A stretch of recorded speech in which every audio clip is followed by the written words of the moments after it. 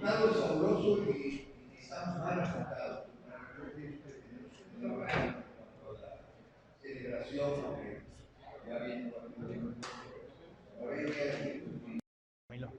Camilo, ¿no un minuto, por favor?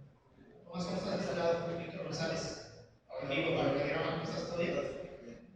Tomás, le ganas a Tigres, al campeón del fútbol mexicano, perdías con Necaxa, pero luego haces un buen segundo tiempo, haces un buen partido contra San Luis, vas y le compites a Cruz Azul con un buen partido.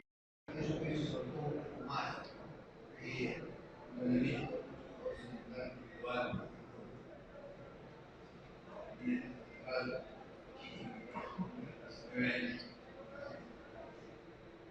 No creo que es mejor, creo que fue bueno, fue un momento difícil para el partido, como bien mencionó, el partido estaba ahí, no sucedía nada, y cierre,